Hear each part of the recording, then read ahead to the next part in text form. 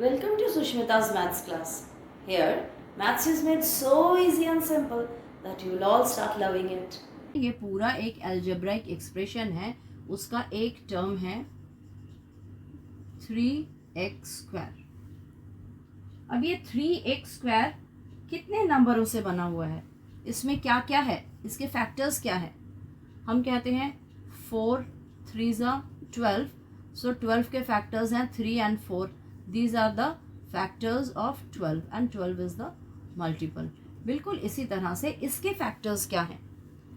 3 में एक 3 है, एक x है, x दो बार x to the power of 2 मतलब 2 बार x है, 3 इंटू एक्स इंटू एक्स। ये जो है ये फैक्टर्स हैं, किसके फैक्टर्स हैं, इस टर्म के फैक्टर्स हैं। इसमें ये जो है ये कांस्टेंट है और ये दोनों जो हैं ये वेरिएबल्स हैं। A numerical or constant quality placed before the variable and multiplying the variable in an algebraic expression is called coefficient. For example, 7x² y। इसमें से कोई एक टर्म ले लेते हैं, जैसे y। तो y का कोफिशिएंट क्या है, हम लिखेंगे 7x² is the coefficient of y। अगर हम लिखते हैं 9b, 9 is the coefficient of b। Now we come to the term factors। Same number लेते हैं 7x² y। Each quantity in a term is called a factor। I repeat, each quantity in a term is called a factor. For example, 7 into x into x into y. So, all these are the factors. 7, x, x and y are the factors of this term. Now, ये like और unlike terms क्या है? अगर हम 2 terms लेते हैं, उनमें factors same हो जाए तो हम उसको लाइक टर्म्स कहते हैं। 2 और मोर terms having the same algebraic factors are called like terms। 7xy, 4yx, 3xy। इनके फैक्टर्स क्या क्या हैं, लेट्स सी। एक न्यूमेरिकल फैक्टर इनटू y, इसमें भी एक न्यूमेरिकल फैक्टर और 2 जो वेरिएबल फैक्टर है, इसमें भी xy है, इसमें भी xy है और इसमें भी xy है। So these are like terms. अगर हम लेते हैं 5x² एंड 3y², 4l², तो इसके फैक्टर्स हैं, एक तो न्यूमेरिकल और उसके बाद 2x है, इसके है 3y और ये हो गया 4l इंटू l। अगर हम ये करते हैं 4xy तो भी वो अनलाइक फैक्टर होगा, क्योंकि एक 4 है, एक x है, एक y है।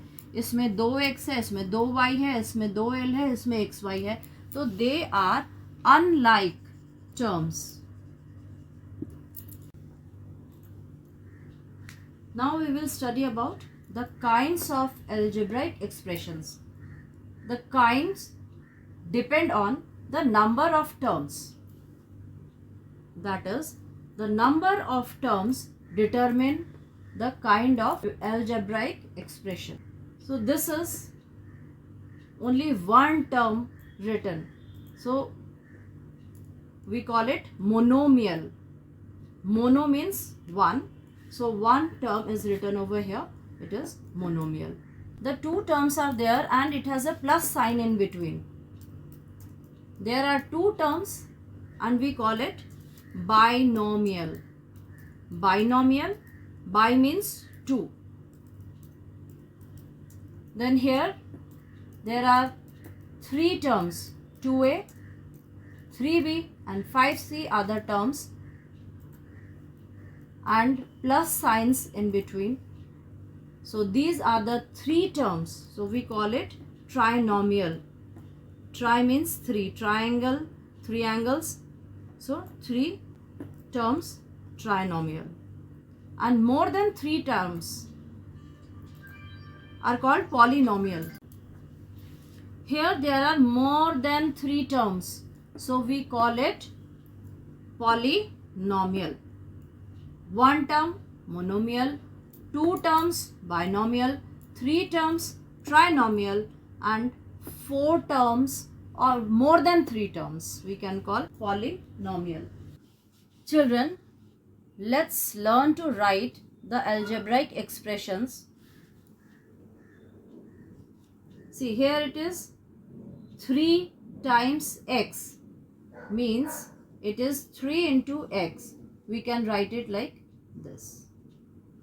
Here it is 6 plus y. Here it is 6 plus y. बच्चे 6 प्लस वाई को हम 6 प्लस वाई ही लिखेंगे, वो इकट्ठे नहीं हो सकते. ये y प्लस 6 तो हो सकता है, पर इन दोनों को पास पास नहीं कर सकते. सिर्फ मल्टीप्लाई में ये ऐसे होता है. अगर हम कहते हैं a मल्टीप्लाइड बाई b, तो हम कहेंगे a into b is equal to a b. पर a प्लस बी अगर हम लिखते हैं a प्लस बी, तो हम एट द मोस्ट लिखेंगे b प्लस a, पर ये इकट्ठे नहीं होंगे. ये अगर इकट्ठे हो रहे हैं इसका मतलब है मल्टीप्लिकेशन का साइन है a और b के बीच में. अभी जब हमने फैक्टर्स पढ़ा था तब मैंने बताया था ना कि फैक्टर्स जब लिखते हैं 3x² यानी 3 multiplied by x multiplied by x, इस तरह से हम फैक्टर्स लिखते हैं. तो ये फैक्टर्स हो सकते हैं. मल्टीप्लाई के टाइम में ही ये सारे इकट्ठे आएंगे, एडिशन के टाइम में, सब्ट्रैक्शन के टाइम में ये नहीं आएगा. नेक्स्ट है 7 सब्ट्रैक्टेड फ्रॉम m, m से. तो ये कैसे आएगा? 7 subtracted from m. From m मतलब m से. x डिवाइडेड बाई 9 मतलब x डिवाइडेड बाई 9. और इसको हम कैसे लिखते हैं? ये डिवाइज़र हो गया और डिवाइज़र को हम डिनोमिनेटर बना के लिख सकते हैं x by 9. y multiplied by 3, ये थोड़ा लंबा टर्म है. y मल्टीप्लाइड बाई 3 यानी y multiplied by 3, then 2 is added to the product. इसका जो प्रोडक्ट है इसके साथ हम 2 ऐड कर देते हैं. अब मैंने कहा है जब मल्टीप्लाई करते हैं तब वो इकट्ठे लिखा जा सकता है, तो हम इसको लिख सकते हैं 3y प्लस 2. बच्चे नेक्स्ट वीडियो में हम लोग करेंगे कि किस तरह से इक्वेशंस बनाते हैं और एक एक टर्म्स का वैल्यू फाइंड आउट करते हैं, और फिर वेरिएबल्स जो यूज़ किया है उनके वैल्यूज़ कैसे फाइंड आउट करते हैं. We will do it in Algebra Part 2. If you found the video useful, share it with others, those who can be benefited.